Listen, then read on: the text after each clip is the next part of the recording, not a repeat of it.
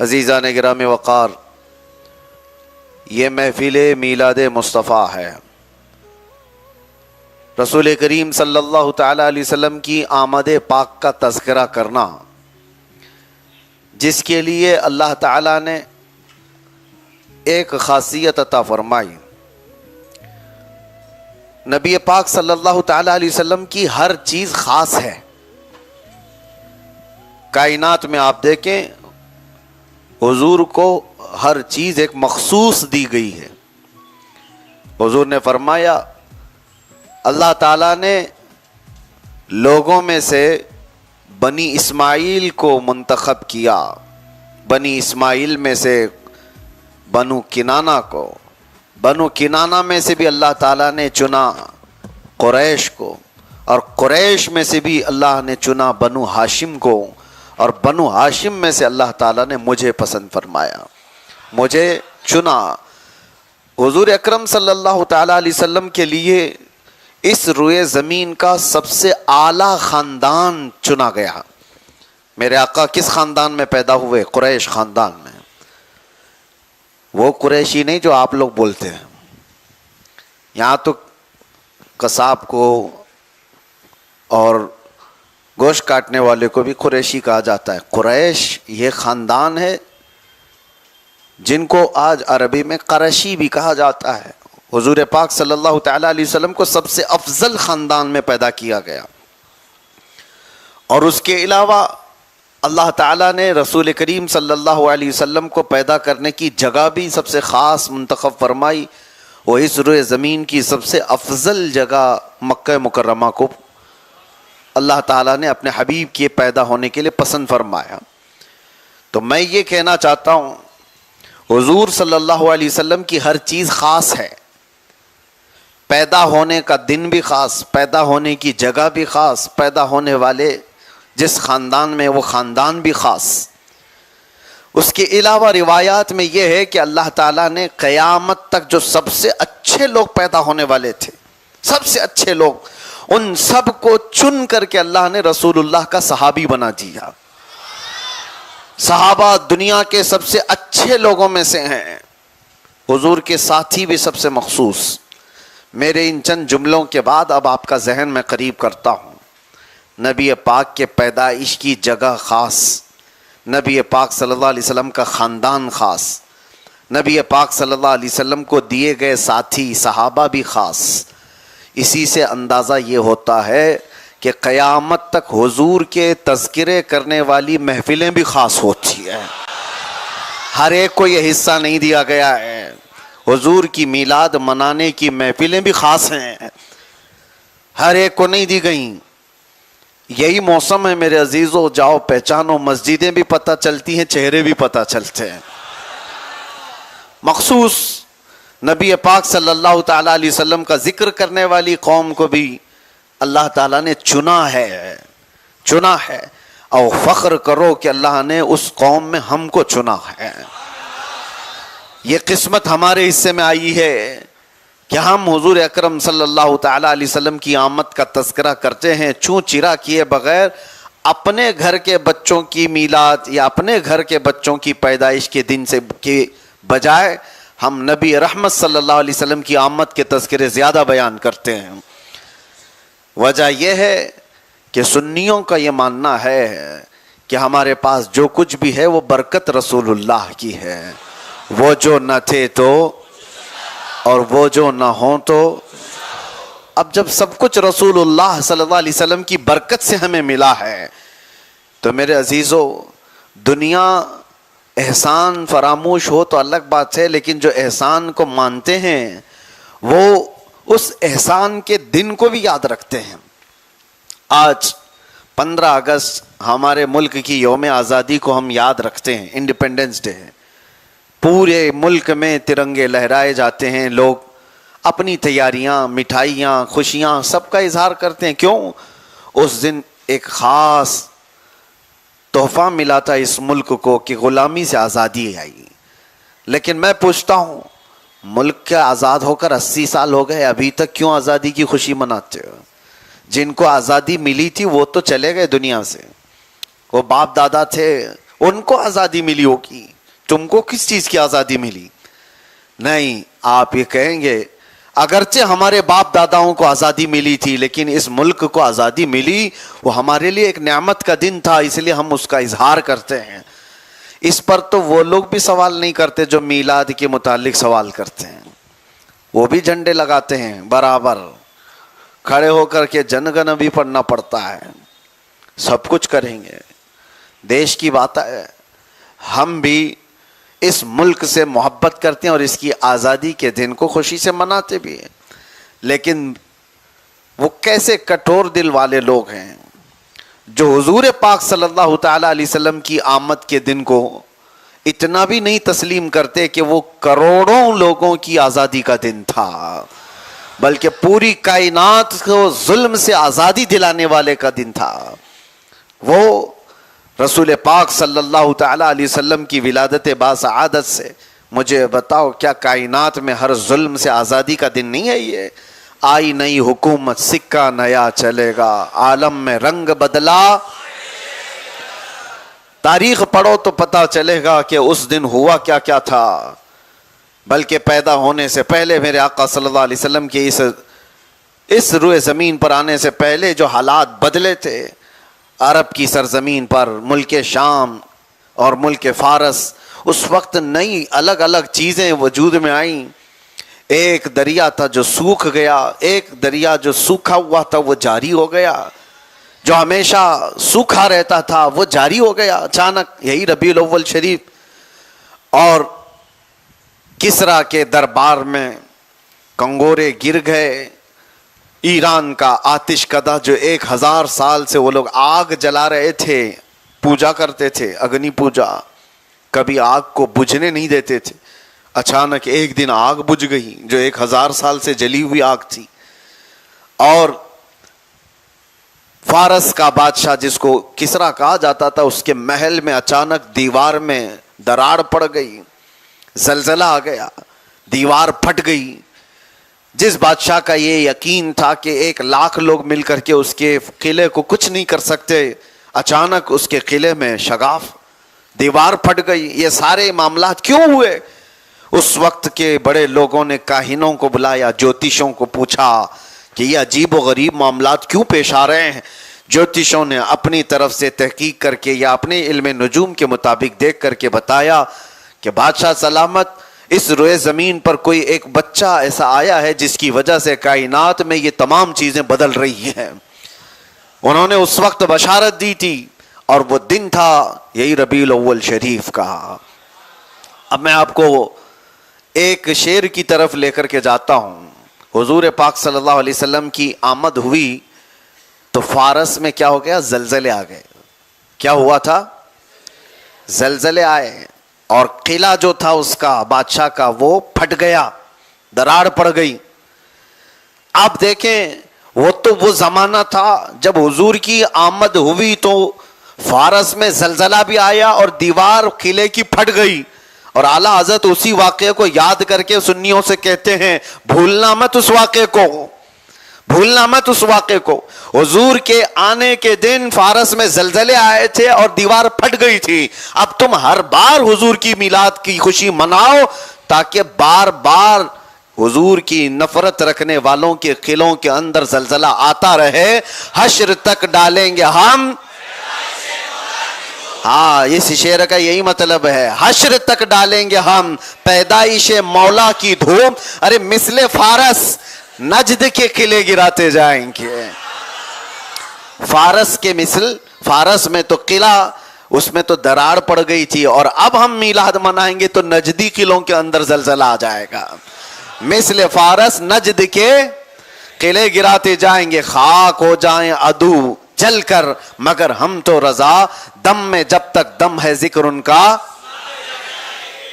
آپ اپنے مشن پر جاری رہو. بس میلاد مصطفیٰ صلی اللہ تعالی علیہ وسلم کے لیے سچ بات میں بتاؤں, محبت کرنے والے کو دلیل کی ضرورت نہیں پیش آتی, اور سوال کرنے والے کو 1000 سوال کرنے کے بعد تشفی نہیں ہوتی. ایسا نہیں ہے کہ سوال کرنا غلط ہے. ہم کہتے ہیں کسی کو اگر کنفیوژن ہے تو سوال کر کے تسلی کر لے, لیکن اگر کوئی یہ سوچ کر کے ہی بیٹھا ہے کہ میں کسی صورت میں رات کو رات مانوں گا ہی نہیں. وہ یہ کہے گا نہیں رات نہیں ہے, مجھے تو اجالا دکھ رہا ہے. یا وہ کوئی یہ سوچ کر کے بیٹھ جائے دن کے وقت کہ دن ہے ہی نہیں, تو اسے کس طرح سے سمجھاؤ گے؟ ایسے کو سمجھانا خود اپنے آپ میں بیوقوفی ہے. اسی لیے ایک بات, اس موسم میں سنی سب بھیڑے ہوئے ہیں, سوشل میڈیا پر مناظرے چل رہے ہیں, میلاد کہاں سے ثابت ہے, سوالات کی بوچھار ہے. کیونکہ اس موسم میں کچھ کیڑے چھوڑے جاتے ہیں اور وہ خلفشار مچا کر کے سنیوں کے دماغ کو ورغلاتے ہیں. ہمارے بچے یہ سوچتے ہیں جلدی سے جلدی ڈیبیٹ کریں اور ان کا جواب دیتے رہیں. آپ جواب دے رہے ہو, کس کا جواب دے رہے ہو, کس کو جواب دے رہے ہو؟ میں ایک بات بتاتا ہوں, تم کیا غلطی کر جاتے ہو. سنا ہے کہ جنگل میں ایک چیتے کی اور گدھے کی لڑائی ہو گئی تھی. چیتے کی اور گدھے کی لڑائی ہو گئی تھی. گدھا کہتا ہے کہ گھاس نیلی ہے اور چیتا کہتا ہے نہیں گھاس ہری ہے. صحیح بات ہے, چیتا صحیح کہہ رہا ہے, لیکن گدھا ماننے کو تیار نہیں. نہیں گھاس نیلی ہوتی ہے. چیتا اس کو پکڑ کے دکھائے, نہیں دیکھ ہری ہوتی ہے.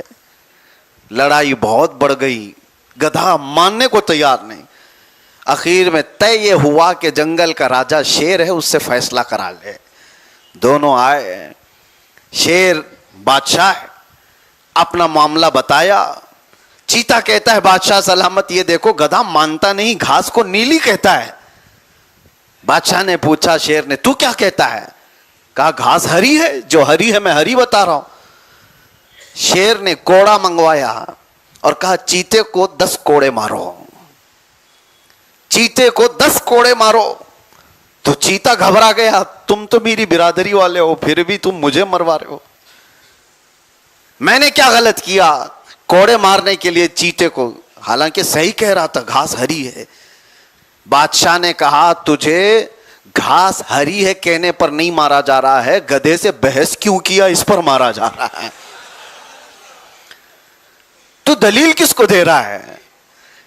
تیری شان تو دیکھ, تو چیتا ہے اور تو بحث کر رہا ہے گدھے کے ساتھ. اے سنیو, گدھوں سے بحث مت کرو. تمہیں رسول اللہ صلی اللہ علیہ وسلم نے اپنی محبت کے لیے چنا ہے, تو اس محبت میں جمے رہو, ڈٹے رہو. میلاد مصطفیٰ صلی اللہ علیہ وسلم کی محفل میں مجھے بتاؤ تمہارے عشق میں اضافہ نہیں ہوتا ہے تو مجھے بتاؤ. حضور کی محبت میں دل دھڑکتا نہیں ہے تو بتاؤ. کیا ان محفلوں میں آنے کے بعد, حضور کے تذکرے سننے کے بعد واہیات اور خرافات آتی ہیں دماغ میں؟ نہیں, بلکہ مجلس میلاد مصطفیٰ صلی اللہ علیہ وسلم میں آنے کے بعد کچا ہو تو وہ حضور کی محبت میں تڑپنا سیکھ جاتا ہے, وہ ڈھیلا ہو تو وہ پکا بن جاتا ہے. اسی لیے میرے عزیزوں, ان محفلوں کو جو محبت کرنے والا ہے وہ سمجھتا ہے. دلائل کی روشنی میں دیکھا جائے تو ہمارے علماء نے سب کچھ بیان کیا ہے. یہ آپ کی ڈیوٹی نہیں ہے نکڑ پر گلی پر کھڑے ہو کر کے واٹس ایپ اور فیس بک پہ مناظرہ کرتے رہو. علماء کا کام ہے, علماء ذویل احترام کے حوالے کر دو, مفتیان کرام کے حوالے کر دو کہ یہ دلائل کی روشنی میں ان سے بات کیا جائے. یہ ایسی بات ہے کہ آپریشن کون کرتا ہے؟ ڈاکٹر کرتا ہے. آپریشن ڈاکٹر کرتا ہے, تھیٹر میں کرتا ہے. لیکن اگر کھیت میں کھڑے ہو کر 2 کسان لڑنے لگے کہ نہیں لیور کا آپریشن یہاں سے ہونا چاہیے, ہارٹ کا آپریشن یہاں سے ہونا چاہیے, تو دونوں کسان ہیں اور کھڑے ہو کر کے بحث کر رہے ہیں کہ آپریشن ایسا ہونا چاہیے, آپریشن ویسا ہونا چاہیے, تو تمہیں ہنسی نہیں آئے گی؟ تم یہ نہیں کہو گے تیرا کام ہے کدال پھاوڑے سے زمین کھود, بیج بود, آگ فصل ہوگا. جس کا کام ہے آپریشن کرنا وہ جانتا ہے کہاں سے کرنا ہے. دلائل علمی اعتبار سے, عقلی اعتبار سے دینا یہ علماء اور مفتیان کرام کا کام ہے, نہ کہ واٹس ایپ اور یہ فیس بک پر گھنٹوں بیٹھنے والے عام نوجوانوں کا کام ہے. ورنہ ہوگا یہ کہ یہ بھی کسان آپریشن کریں گے تو پھر پھاوڑے سے کرنا لگیں. اللہ تبارک و تعالی ہمارے بچوں کو عقل سلیم عطا فرمائے، اور ان موسموں میں آنے والے خرافات اور واہیات اور پھیلے ہوئے کیڑوں سے اللہ ہماری حفاظت فرمائے۔ ہاں ہمارے پاس دوا ہے، جب کبھی زیادہ کیڑے آتے ہیں تو اسپرے کا استعمال کیا جاتا ہے، اور ہمارے پاس بریلی کا اسپرے موجود ہے۔ عشق مصطفیٰ صلی اللہ علیہ وسلم میں مسلسل اعلیٰ حضرت کی نعتیں پڑھو، پھر دیکھو یہ اسپرے کا کام کرتا ہے کہ نہیں کرتا ہے۔ نبی پاک صلی اللہ تعالیٰ علیہ وسلم کی محبت بھی بڑھتی ہے اور دشمن ویسی ہی دور بھی چلے جاتے ہیں۔ مجھے حیرت ہوئی ایک بات پر، میں آپ کو بتاؤں، میں ایک جلسے میں شرکت کے لیے حاضر تھا۔ اب تو بڑے بڑے جہاں جلسے دیکھیں تو وہ بھی گھسنے کی کوشش کرتے ہیں، جو زندگی بھر میلاد کو شرک اور بدعت کہہ رہے تھے۔ تو ایسے ہی کسی ایک جلسے کی بات ہے، تو وہ لوگ، ان کا بھی آنا بتایا جا رہا ہے کہ یہ بھی آئیں گے وہ بھی آئیں گے۔ ہم سے لوگوں نے پوچھا کیا آپ جائیں گے وہاں پر، ایسے لوگ آ رہے ہیں؟ میں نے کہا مجھے تو جانا ہے۔ جانے کے بعد میں نے یہ کہا میاں سوال ان سے کرو کہ تم یہاں کیوں آئے، یہ ہمارا ممبر ہے۔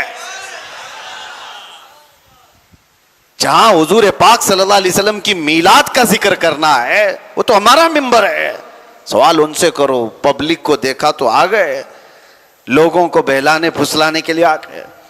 ایک وقت آئے گا جب سنیت جاگ جائے گی تو ہر ایک کو حضور کی بات کرنی پڑے گی۔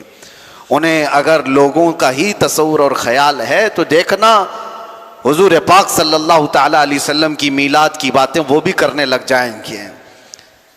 وقت آئے گا آپ تمامی حضرات جو شرعی طریقے سے میلاد مصطفیٰ صلی اللہ علیہ وسلم میں وہ منائیں، نہ یہ کہ دھوم دھڑاکے گانے باجے ڈی جے، اور اس میلاد کے دن خرافات واہیات پٹاخے، یہ ساری چیزیں جلوس میلاد مصطفیٰ صلی اللہ علیہ وسلم میں ہرگز زیب نہیں دیتے۔ نوجوانوں کو تو یہ چاہیے وہ اخلاق رسول میں ملبوس ہو کر کے ایسے نکلیں کہ دنیا دیکھ کر کے کہے 1400 سال بعد بھی غلامی کی گرمی ابھی بھی باقی ہے، غلامی کا اظہار کرنے کا ان کے پاس جذبہ آج بھی باقی ہے۔ وہ ایک دن تو ہے تم اظہار کرو کھل کر کے کہ میں نبی کا غلام ہوں، حضور کی سنتوں میں آؤ، نبی پاک صلی اللہ تعالی علیہ وسلم کے اخلاق کو عام کرو، ان کی حدیثوں کو عام کرو۔ جو کوئی تم سے ملے ملاقات کرے، چند حدیثوں کے پیغامات ٹرانسلیٹڈ ہی کیوں نہ ہو، عربی سے انگلش میں، کسی دوسری زبان میں، ہندی میں، مراٹھی میں، دوسروں تک پہنچاؤ اور بتاؤ کہ میرے نبی کے فرامین کیا تھے۔ اس لیے کہ میں نے دیکھا ہے آج کے دور میں بھی جو حضور پاک صلی اللہ علیہ وسلم پر انگلی اٹھا رہے ہیں، ان کا قصور یہ ہے کہ انہوں نے حضور کو پڑھا نہیں، انہوں نے صرف آپ کو دیکھا ہے۔ وہ صرف تم سے نفرت کر رہے ہیں، مسلمانوں سے نفرت کرتے کرتے ان کو ایسا لگا کہ رسول اللہ صلی اللہ علیہ وسلم ایسے تھے، معاذ اللہ رب العالمین۔ وہ تمہارے اعمال کو انہوں نے دیکھا، اگر وہ حضور کو پڑھے ہوتے تو میرے عزیزو وہی ہوتا جو تلوار لے کر کے آئے ہوئے عمر حضور کے قدموں میں اپنی گردن دینے کو تیار ہو گئے تھے۔ آج بھی وہی حالات ہوں گے، جنہوں نے نفرت صرف آپ کو دیکھ کر کے کیا ہے، جب وہ حضور کو پڑھیں گے تو وہ نفرت محبت میں بدل جائے۔ لیکن اس کی ذمہ داری ہماری بھی ہے کہ ہم ان تک حضور کے اخلاق تو پہنچائیں، نبی پاک صلی اللہ تعالی علیہ وسلم کی تعلیمات تو پہنچائیں، جھوٹا پروپیگنڈا کرنے والوں کے منہ پر تو ماریں۔ ہم نے وہ کام نہیں کیا، ہم ان لوگوں کو اسی طرح سے آزاد چھوڑے رکھے کہ پڑھنا ہے تو پڑھ لو، نہیں تو ہم تو نہیں تمہیں دینے والے ہیں۔ آپ کی ذمہ داری ہے۔ آپ دیکھیں عیسائی لوگ آج بھی کرسمس سے پہلے وہ حضرت عیسیٰ علیہ السلام کی تعلیمات کے چھوٹے چھوٹے پمفلٹ بنا کر کے لوگوں میں تقسیم کرتے ہیں، گھر گھر پہنچا دیتے ہیں کہ یہ تعلیمات ہیں جیزس کے۔ کسی بھی طرح سے وہ اپنے مشن پر کام کرتے چلے جا رہے ہیں۔ میلاد مصطفیٰ صلی اللہ علیہ وسلم میں سنیو، کیا آپ کی یہ ذمہ داری نہیں کہ سیرت مصطفیٰ کے چند حسین جھلکیاں دوسروں تک پہنچائیں؟ میرے آقا کے اخلاق یہ تھے، بچوں سے پیار ایسا تھا، عورتوں کے حقوق پر میرے آقا نے ایسے بات فرمائی، بوڑھوں کے لیے اس طرح سے اخلاق بتائے۔ تجارت کے اصول اور آداب، شادی شدہ زندگی، ازدواجی زندگی، آداب معاشرت، یہ میرے مصطفیٰ نے بتائے۔ ارے بات کرنے کا سلیقہ میرے مصطفیٰ نے دیا، چلنے پھرنے اٹھنے بیٹھنے سونے کا سلیقہ میرے آقا نے دیا ہے، کھانے پینے کے طریقے میرے آقا نے دیے، زندگی کا ہر باب میرے آقا نے کھول کر کے تمہارے سامنے بیان کیا ہے۔ کون سی ایسی چیز ہے جس کو تشنا چھوڑ دیا گیا ہے، پیاسا رکھا گیا ہے؟ ہر چیز کھل کر کے بیان کی گئی ہے۔ بس بات یہ ہے کہ امت مصطفیٰ صلی اللہ علیہ وسلم نے ان تمام پیغامات کو دوسروں تک پہنچا نہیں سکی، ہم نے نہیں پہنچایا ہے۔ ایک بات میں سنتا ہوں، میں نے کافی پہلے پڑھا، بایزید بسطامی بڑے پائے کے بزرگ ہیں، ان کی ایک دعا تھی، اللہ سے یہ دعا کرتے تھے کہ اللہ مجھے اس وقت تک موت نہیں دینا جب تک میں تیرے نبی کی ہر سنت پر عمل نہ کر لوں، جن سنتوں کو میں جانتا ہوں۔ اللہ نے ان کی دعا قبول کی، جتنی سنتیں انہیں پتہ تھی سب پر انہوں نے زندگی میں عمل کر لیا تھا، لیکن وہ کہتے ہیں آخر وقت آیا ان کی زندگی کا تو ان کی آنکھوں سے آنسو تھے جاری۔ لوگوں نے پوچھا آپ کیوں رو رہے ہیں؟ کہا کہ میں نے دعا کی تھی اللہ سے کہ میں زندگی میں تیرے نبی کی ہر سنت پر عمل کر لوں جن کو میں جانتا ہوں، لیکن ایک سنت مجھ سے چھوٹی جا رہی ہے اور میری موت قریب آ رہی ہے، مجھے اس سنت پر عمل کا موقع نہیں ملا۔ لوگوں نے پوچھا وہ کون سی سنت ہے؟ تو آپ نے کہا میں نے حدیث میں پڑھا، ایک بار حضور اکرم صلی اللہ علیہ وسلم مسجد نبوی میں جا رہے تھے، اچانک فجر کے وقت ایک بچے کے رونے کی آواز آئی۔ حضور نے پوچھا یہ بچہ کہاں سے رو رہا ہے؟ لوگوں نے معلوم کرایا تو ایک یہودی کے گھر سے بچہ رو رہا تھا۔ حضور پاک صلی اللہ علیہ وسلم باہر آئے اور اس یہودی کے گھر گئے اور پوچھا کہ تیرا بچہ رو کیوں رہا ہے؟ اس نے کہا گھر میں اس کے اندھیرا اور بھوک لگی ہوئی ہے، میں فاقے سے۔ تو حضور پاک صلی اللہ علیہ وسلم نے اپنے گھر سے کھجور منگوائی اور نرم کر کے بچے کو کھلایا۔ بچے کے حلق میں جیسی ہی کھجور کی ذا پڑی، بچہ رونا بند کیا، مسکرایا۔ میرے آقا صلی اللہ علیہ وسلم بھی مسکرائے، وہ انیسے بے کساں تھے، چارہ سازے درد منداں تھے۔ تو حضور پاک صلی اللہ علیہ وسلم کی یہ ادا تھی۔ بایزید بسطامی کہتے ہیں اس سنت پر عمل کا مجھے موقع نہیں ملا ابھی تک۔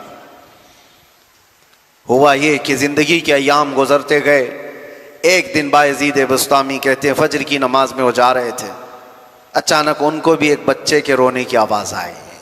برسوں سے انتظار تھا، پوری طاقت جمع کی اور پلٹ گئے، پوچھا کہاں سے بچہ رو رہا ہے؟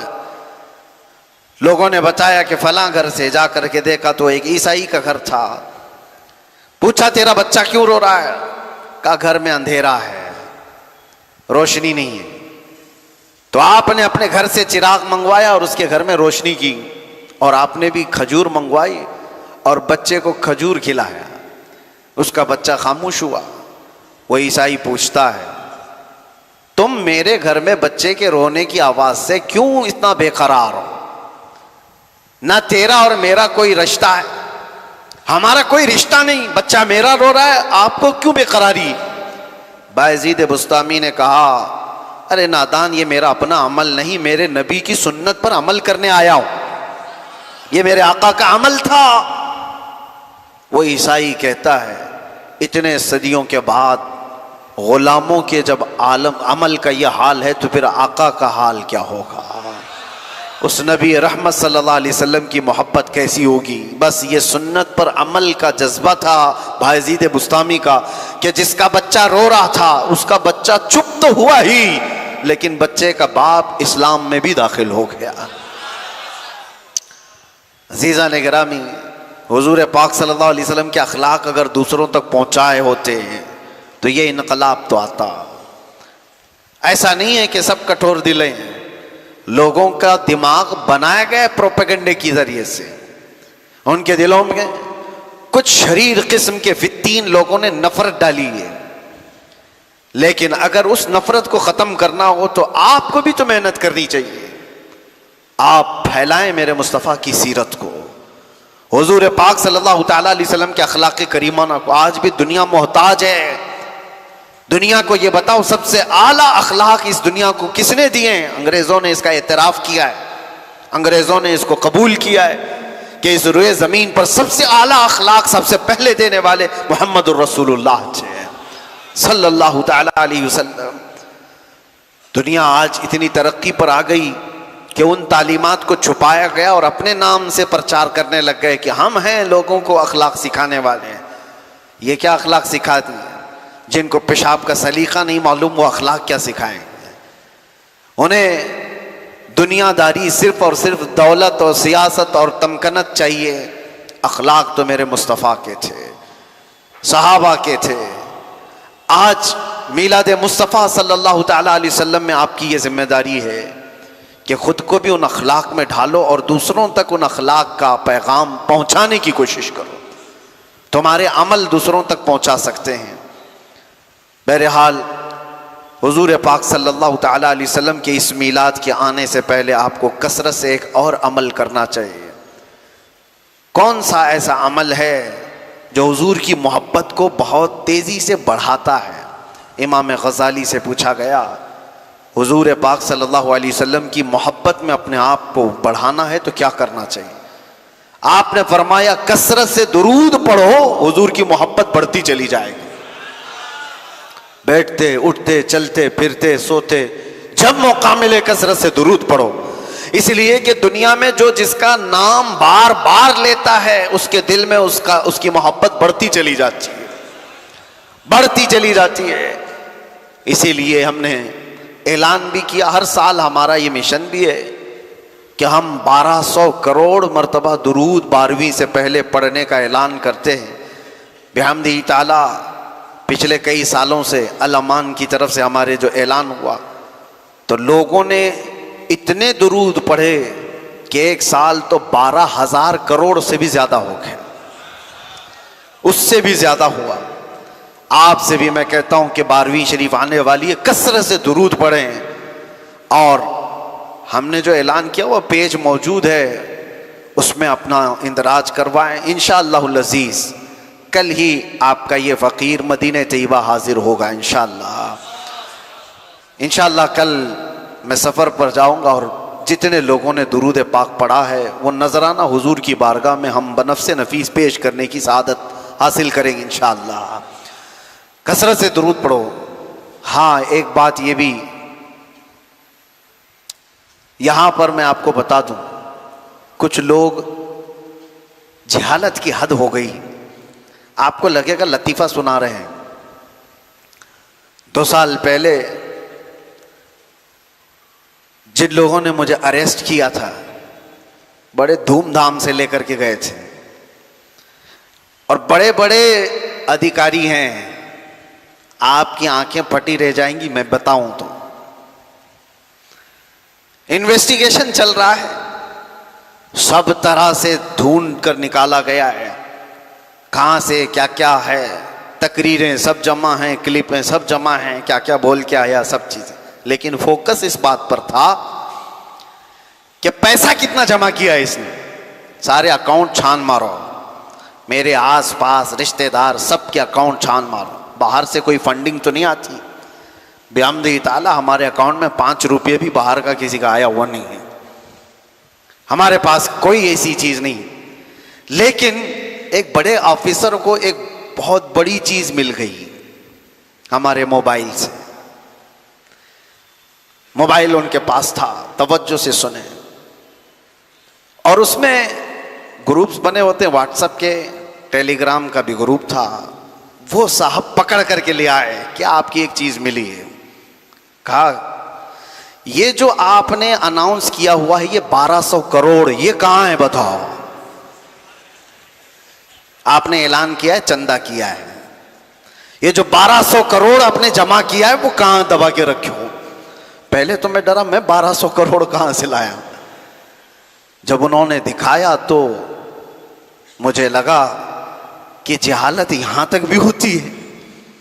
اس پر مزید یہ کہ میں نے کہا صاحب یہ 1200 کروڑ درود ہے. تو وہ پوچھتے ہیں یہ کون سی کرنسی کا نام ہے، یہ کون سی کرنسی ہے. پھر میں دل ہی دل میں کہا یہ وہ کرنسی ہے جس کو تم نہیں پہنچ پاؤ گے. حقیقی کرنسی تو وہی ہے. حد ہو گئی۔ میں نے پھر سمجھایا کہ ہم اپنی زبان سے پڑھتے ہیں اللہم صلی علی سیدنا محمد، اس کو درود کہتے ہیں۔ اس طرح کے 1200 کروڑ مرتبہ جمع کرنے کا ہم نے عزم کیا تھا، وہ ہے یہ مشن۔ کہا اس طرح کاؤنٹ کر کے اس سے ملے گا کیا آپ کو؟ اتنے کروڑ آپ نے جمع کیا ہے اگر، تو آپ کو ملے گا کیا؟ ان کو لگا ہوگا کہ یوٹیوب یا پھر یہ ٹیلی گرام اتنے جمع کریں گے تو کچھ دے دیں گے۔ ہم نے کہا صاحب یہ کچھ نہیں دیتے، جن کے لیے ہم جمع کر رہے ہیں وہیں سے سب کچھ ملتا ہے۔ آج آپ سے بھی میں کہتا ہوں، پھر اب وہ تو ٹیلی گرام اور واٹس ایپ میں تھا، اب کھل کر کے کہتا ہوں 1200 کروڑ جمع کریں گے انشاءاللہ۔ کون سی کرنسی؟ درود پاک کی۔ درود پاک بارگاہ مصطفیٰ صلی اللہ تعالی علیہ وسلم میں پیش کرنے کی سعادت حاصل کریں گے انشاءاللہ۔ اور فرمایا گیا جو کثرت سے درود پڑھتا ہے اس کی زبان میں اثر پیدا کیا جاتا ہے، جو کثرت سے درود پڑھتا ہے اس کے چہرے پر وقار پیدا کیا جاتا ہے، اس کی عزت کو بڑھایا جاتا ہے، لوگوں میں اس کا مقام بلند ہو جاتا ہے۔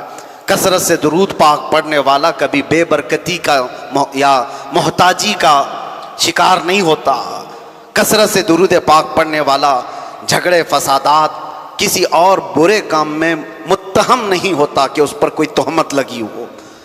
کثرت سے درود پاک پڑھنے والا سیدنا سلیمان جزولی صاحب دلائل الخیرات، جنہوں نے درودوں کا مجموعہ جمع کیا ہے، وہ کہتے میں ایک بار سفر پر تھا اور میں عصر کی نماز کا وقت ہوا تو نماز مجھے پڑھنی تھی، پانی کہیں مل نہیں رہا تھا، ایک کنواں تھا لیکن نکالنے کے لیے کوئی آلہ نہیں تھا، کوئی ڈول رسی نہیں۔ ایک چھوٹی سی 10 سال کی لڑکی ادھر قریب تھی، میں نے اس سے کہا تیرا گھر قریب ہے تو مجھے کنویں سے پانی نکالنے کا کوئی آلہ لا کر کے دے دے۔ وہ لڑکی کہتی ہے کس لیے؟ آپ کو نماز پڑھنا ہے؟ کہا ہاں، عصر کا وقت جا رہا ہے، مجھے وضو کرنا ہے، نماز پڑھنا ہے۔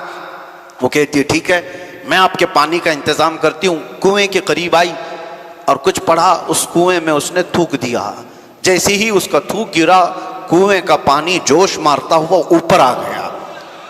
سلیمان جزولی کہتے میں نے وضو کر لیا، اس لڑکی کی یہ کرامت دیکھی، میں نے اس سے کہا نماز پڑھ لینے دے، مجھے تجھ سے کچھ بات کرنی ہے۔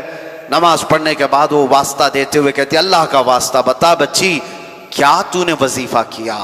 کون سا وظیفہ کیا جس سے پانی اس طرح سے جوش مارتا ہوا اوپر آیا؟ وہ لڑکی مسکراتی ہوئی کہتی میں کوئی بڑا وظیفہ نہیں کرتی، بس یہ ہے کہ میرے باپ نے مجھے حلال کھلایا ہے اور میں اپنی زبان سے جھوٹ کبھی نہیں بولتی اور کثرت سے درود پاک کا ورد کیا کرتی ہوں، اس کے علاوہ کوئی وظیفہ اور نہیں، کثرت سے درود پاک کا ورد کیا کرتی ہوں۔ اللہ تبارک و تعالیٰ اس میلاد مبارکہ میں ہماری زبانوں میں تاثیر عطا فرمائے، اللہ تعالیٰ ہمارے چہروں پر رونق عطا فرمائے، آئی ہوئی بلاؤں اور مصیبتوں کو اللہ تعالیٰ درود پاک اور میلاد مبارکہ کے صدقے دور فرمائے۔ عزیزان گرامی وقار، 12ویں مصطفیٰ کریم صلی اللہ تعالیٰ علیہ وسلم کی آنے سے پہلے ایک تمنا اور لے کر کے روزانہ جیا کرو کہ حضور کی ولادت کا دن ہے۔ جب عام لوگوں میں سے کسی کا برتھ ڈے ہوتا ہے تو خوشی کا دن ہی سمجھتے ہیں نا، لوگ خوشی کا دن ہی سمجھتے ہیں، دعائیں کرتے ہیں، یہ خوشی کا دن ہے۔ اور جس کا جنم دن ہوتا ہے وہ خوش ہوتا ہے، جو آئے محبت سے انہیں ملا، ہو سکتا ہے اس کو کسی نے تحفے دیا اور وہ کسی آنے والے کو تحفہ دے رہا ہے، اس کی خوشی کا دن ہے۔ یہ کائنات کے آقا و مولا اور جود و سخا کے بادشاہ کی پیدائش کا دن ہے۔ اگر تمنا کرو گے تو کیا نہیں ملے گا؟ واہ کیا جود و کرم ہے شہ بطحا تیرا، نہیں سنتا ہی نہیں مانگنے والا تیرا۔ ہم تو یہ کہتے ہیں یا رسول اللہ صلی اللہ تعالیٰ علیہ وسلم تیرے ٹکڑوں پہ پلیں، غیر کی ٹھوکر پہ نہ ڈال، چھڑکیاں کھائیں کہاں چھوڑ کے صدقہ تیرا۔ ہمارے بزرگوں نے ہمیں بتایا اس دربار کی شان یہ ہے، مانگیں گے مانگے جائیں گے، منہ مانگی پائیں گے۔ سرکار میں نہ لا ہے نہ حاجت اگر کی ہے، کون دیتا ہے دینے کو منہ چاہیے، دینے والا ہے سچا ہمارا نبی۔ بارگاہ مصطفیٰ کی جب یہ شان ہے، اے سنیو تم یہ کہتے ہو ہر چیز اس دربار سے ملتی ہے، میرے کریم سے اگر قطرہ کسی نے مانگا دریا بہا دیے ہیں، دربے بہا دیے ہیں۔ جب وہاں سے سب عطا کیا جاتا ہے تو تو مانگتے کیوں نہیں ہو؟ مانگو ایک بار، اور مانگنے سے کیا مانگنا چاہیے پہلے یہ بھی تو دیکھ لو۔ اعلیٰ حضرت نے بھی یہ فرمایا، سرکار ہم کمینوں کے اخلاق پر نہ جائیں، آقا حضور اپنے کرم پر نظر کریں۔ سرکار ہم کمینوں میں طرز ادب کہاں، ہم کو تو بس تمیز یہی بھیک بھر کی ہے، ہم کو تو صرف بھیک مانگنا آتا ہے، اور آپ کی شان عطا کرنا ہے، عطا کرنا ہے۔ اب مانگو تو کیا مانگو؟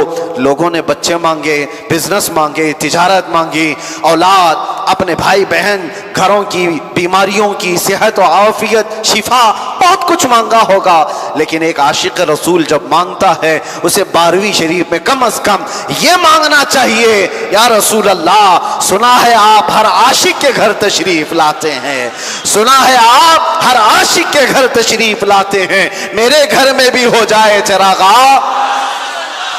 پریکٹیکل کیے ہوئے لوگ موجود ہیں میرے عزیزوں، حضور کی میلاد کے آنے سے پہلے جنہوں نے حضور سے محبت سے یہ مانگا تھا کہ آقا سنا ہے آپ ہر عاشق کے گھر تشریف لاتے ہیں، میں نکما سہی، میں بد اخلاق سہی، میں گنہگار سہی، لیکن بد ہیں تو آپ کے، بھلے ہیں تو آپ کے، ٹکڑوں پہ یہی کے پلے ہیں، رخ کدھر کریں؟ تم سے جو منہ چھپائیں تو کریں کس کے سامنے؟ یا رسول اللہ تم سے جو منہ چھپائیں تو کریں کس کے سامنے؟ کیا اور کسی سے توقع نظر کی ہے؟ کون ہے جس کے دربار میں گنہگار بھی چھپتا ہے؟ آقا وہ صرف آپ کا دربار ہے، وہ صرف آپ کا دامن ہے، ڈھونڈا ہی کرے صدر قیامت کے سپاہی، وہ کس کو ملے جو تیرے دامن میں چھپا ہو۔ آتا ہے فقیروں پہ انہیں پیار کچھ ایسا، خود بھیک دیں اور خود کہیں منگتے کا بھلا ہو۔ منگتا تو ہے منگتا کوئی شاہوں میں دکھا دو، جس کو میرے سرکار سے ٹکڑا نہ ملا ہو، ہر کوئی وہاں سے پایا ہوا ہے۔ اے سنیو، اب یہ موسم ہے مانگنے کا، اور مانگو تو حضور کی بارگاہ میں یہ مانگو، میرے آقا آؤ کہ مدت ہوئی ہے، میرے آقا آؤ کہ مدت ہوئی ہے۔ تیری راہ میں آنکھیاں بچھاتے بچھاتے، تیری یادوں میں، تیری حسرتوں میں بڑے دن ہو گئے گھر کو سجاتے سجاتے۔ اب ان لوگوں کو جواب دینا جو تمہاری لائٹنگ سے بھی پریشان ہیں، تمہارے جھنڈوں سے بھی پریشان ہیں، تمہارے ان قمقموں سے بھی پریشان ہیں، وہ یہ پوچھتے پوچھتے تھک گئے بیچارے، یہ جھنڈے کیوں لگا رہے ہو، یہ لائٹنگ کیوں کر رہے ہو؟ انہیں نہیں معلوم کہ ہر بندہ کسی کی آمد کے انتظار میں گھر کو سجاتا ہے۔ تمہیں کیا پتا، تم تو رسول کو مردہ مانتے ہو، ہمارا عقیدہ ہے تو زندہ ہے واللہ، تو زندہ ہے واللہ، تیری میری چشم عالم سے چھپ جانے والے میرے آقا آج بھی اپنی قبر انور میں زندہ ہیں۔ اور ہم سنی تو یہ مانتے ہیں وہ آئیں گے آتے ہوں گے، ابھی آئیں گے، وہ آئیں گے آتے ہوں گے، ابھی آئیں گے، یہی سوچ کے ہم نے محفل کو سجا رکھا ہے۔ ہوا کا موسم بتا رہا ہے، وہ زلف اپنی لہرا رہے ہیں، سواری طیبہ سے چل پڑی ہے، حضور تشریف لا رہے ہیں۔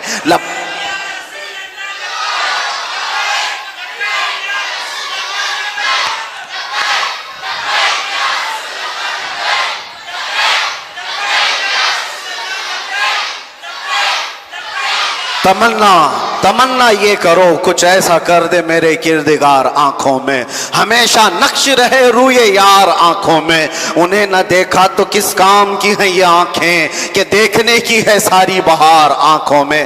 ایک عاشق صادق کی یہ تمنا ہوتی ہے، حضور کو نظروں میں اتنا بسا لو، اتنا بسا لو، میں سو جاؤں یا مصطفیٰ کہتے کہتے، کھلے آنکھ سلے، تم آنکھ بند کرو تو بھی وہی نظر آئے، آنکھ کھولو تو بھی وہی نظر آئے، حسن جمال مصطفیٰ ایسا بس جائے کہ جب تم قبر میں بھی جاؤ فرشتے سوال کریں بتا کس کی امت ہو تو تم کیا کہو گے؟ فرشتے جو پوچھیں قبر میں کس کی امت ہو تو کہتے ہیں مفتی اعظم ہند۔ میں فرشتوں سے کہوں گا لو دیکھ لو ہے تصویر یار آنکھوں میں، لو دیکھ لو تصویر یار آنکھوں میں، جس کی تصویر ہم نے آنکھوں میں ہمیشہ کے لیے بسا رکھا ہے، ان کے بارے میں تم مجھ سے پوچھ رہے ہو۔ اب تو پائے ناز سے اے فرشتوں کیوں اٹھو، ارے مر کے پہنچا ہوں یہاں اس دلربا کے واسطے، میں مرا بھی ہوں اس دلربا کے واسطے. سنا ہے کہ میرے آقا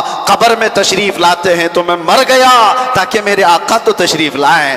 اور میں آپ کو بتا رہا ہوں پھر وہی بات, تمہارے جھنڈے, تمہاری لائٹنگ جن کو پریشان کرتی ہے ان سے یہی کہو میاں ہمارا عقیدہ ہے کہ ہمارا یہ ماننا ہے کہ گھر میں چھوٹا موٹا مہمان بھی آتا ہے تو کچرے صاف کیے جاتے ہیں, اور اگر گھر میں کوئی فنکشن ہو تو پھر رنگ بھی لگائے جاتے ہیں اور بہت کچھ تیاریاں بھی کی جاتی ہیں. اور جس سنی کا یہ ماننا ہو میں تو جی رہا ہوں کہ میرے آقا کسی دن میرے گھر تشریف لائے, تو پھر ہر میلاد کو میں تو گھر سجاتا ہی ہوں, روشنی کرتا ہی ہوں. آپ کو پتا ہے جب ہجرت کی رات میرے آقا صلی اللہ تعالی علیہ وسلم اپنے گھر سے نکل کر اپنے بستر پر مولا علی کو سلایا, واقعہ یاد ہے آپ کو؟ مکہ کے مشرکین حضور کا قتل کرنے آئے تھے اور گھر کے باہر کھڑے تھے تلواریں لے کر. اسی وقت اللہ کا حکم آیا, میرے آقا اپنے گھر سے نکلے, حضرت علی کو بستر پر سلایا اور نکل کر سیدھے ان کافروں کی نظروں کے سامنے سے نکلے. کسی کو نظر نہیں آئے میرے آقا, اور گئے کہاں پورا واقعہ نہیں بتا رہا ہوں. حضرت ابوبکر صدیق کے گھر گئے, حضرت ابوبکر صدیق کے گھر گئے, رات کا وقت ہے. جیسے ہی گھر میں گئے تو گھر کا دروازہ کھلا ہوا تھا, سیدھے اندر داخل ہوئے. میرے آقا ابوبکر صدیق بیٹھے جیسے کسی کا انتظار کر رہے ہیں. جیسے ہی حضور تشریف لائے ابوبکر صدیق اچانک کھڑے ہوئے, کہا یا رسول اللہ کیا ہجرت کا حکم آ گیا, کیا آپ کے ساتھ جانے کا حکم آ گیا؟ میرے آقا صلی اللہ علیہ وسلم فرماتے ہیں حکم مجھے آیا, تمہیں بے قراری اتنی کیسے؟ تم اپنے گھر کا دروازہ بند کیے بغیر رات کو اس طرح بیٹھتے ہو. حضرت ابوبکر عرض کرتے ہیں آقا ایک بار آپ نے مجھ سے کہا تھا اللہ تعالیٰ ایک رات مجھے ہجرت کا حکم دے گا. میں نے پوچھا یا رسول اللہ کیا آپ اپنا وطن چھوڑ کر چلے جائیں گے؟ تو آپ نے فرمایا تھا ابوبکر اکیلا نہیں جاؤں گا, تم کو ساتھ لے کر کے جاؤں گا. آقا جس دن آپ نے یہ کہا تھا اس دن سے میں نے گھر کا دروازہ بند ہی نہیں کیا. وہ آئیں گے آتے ہوں گے, وہ آئیں گے آتے ہوں گے, ابھی آئیں گے. یہی سوچ کے ہم نے محفل کو سجا رکھا ہے. یہ صدیق اکبر کی ادا تھی میرے عزیزو. یہی میں کہتا ہوں اپنے گھروں کو سجاؤ اور اپنے آپ کو اتنا تیار رکھو اس احساس کے ساتھ کہ میرے آقا آئیں گے, ضرور آئیں گے. اس لیے کہ ایک اور بھی بات میں بتاؤں, وہ وہاں آتے ہیں جہاں دل ٹوٹ جاتے ہیں, وہ وہاں آتے ہیں جہاں امیدوں کا باندھ ٹوٹ جاتا ہے, جہاں لوگ لا علاج محسوس کرتے ہیں وہاں آتے ہیں. شرف الدین بوصیری جن کو لقوہ مار گیا تھا, فالج ہو گیا تھا, ہاتھ پیر اٹھتے نہیں تھے, بستر پر پڑے پڑے رہ گئے. حکیموں نے کہا اس مرض میں موت ہو جائے گی. تب پکارا تو میرے آقا کو, امن تذکر جیران بذی سلمی مزجت دمعا جرام مقلت بدمی محمد سید الکونین والثقلین والفریقین من عرب ومن عجم هو الحبیب الذی ترجا شفاعته لكل حول من الاحوال مقتحم. یا اکرم الخلق مالی من الود به سواک عند حلول الحادث العمم ولن يضيق رسول الله جاهك بي اذا الكريم تجلى باسم منتقم فان من جودك الدنيا وضرتها ومن علومك علم اللوح والقلم. یا رب بالمصطفى بلغ مقاصدنا واغفر لنا ما مضى یا واسع الکرم. 170 اشعار کا لکھا ہوا یہ قصیدہ تھا, حضور کی محبت میں لکھے جا رہے تھے, حضور کی محبت میں پڑھے جا رہے تھے. دنیا نے لا علاج کہا تھا, لقوہ مارا ہے, پیرالائز ہو چکے ہو. ادھر آنکھ بند ہوئی مدینے کے تاجدار تشریف لائے, کہا شرف الدین جو تم نے لکھا وہ ہمیں بھی تو سناؤ, شرف الدین وہ ہمیں بھی سناؤ جو قصیدہ تم نے لکھا. شرف الدین بوصیری کہنے لگے مولایا صلی وسلم دائما ابدا, مولایا صلی وسلم. اتنا کہہ کر کے رک گئے تھے, ان کو آگے کا مصرع نہیں آ رہا تھا. میرے آقا نے کہا بوصیری آدھا تمہاری طرف سے آدھا میری طرف سے, علی حبیبی کا خیر الخلق کلہم. وہ آتے ہیں, وہ آتے ہیں اس یقین کے ساتھ تو زندگی گزارو. ہمارے زندگی کے چند دن بچے ہیں میرے عزیزو, نہ جانے کب دھڑکنیں اچانک رک جائیں, نہ جانے کب یہ آنکھیں ہمیشہ کے لیے بند ہو جائیں, نہ جانے یہ سانسوں کی ڈوریاں اچانک ٹوٹ جائیں اور ایک دن ملک الموت دروازے پر دستک دے کر کہے چل تجھے اب اللہ کی طرف چلنا ہے. سب چھوٹ جائے گا. یہ عیاشیاں, یہ رعنائیاں, یہ رنگینیاں جس کو دیکھنے کے لیے آج نوجوان بے قرار ہے, وہ ننگی تصویریں دیکھ کر کر کے جنہوں نے اپنے اخلاق کو تباہ کیا ہے تمہیں سوائے زخم کے اور کچھ نہیں دیں گے. ان گناہوں کی لذت کو تم محسوس کرتے ہو آج؟ یہ کھجلی کی طرح ہے، کھجانے کے وقت اچھا لگتا ہے، چھوڑنے کے بعد زخم ہو جاتا ہے. آؤ مصطفیٰ کریم صلی اللہ علیہ وسلم کے اس دربار میں. یہاں پر جو محبت مصطفیٰ میں زخم بھی کھاتا ہے تو وہ علاج کرانے کی فکر بھی نہیں رکھتا. اسی لیے بریلی کا امام کہتا ہے جس کو ہو درد کا مزہ، جان ہے عشق مصطفیٰ روز فزوں کرے خدا.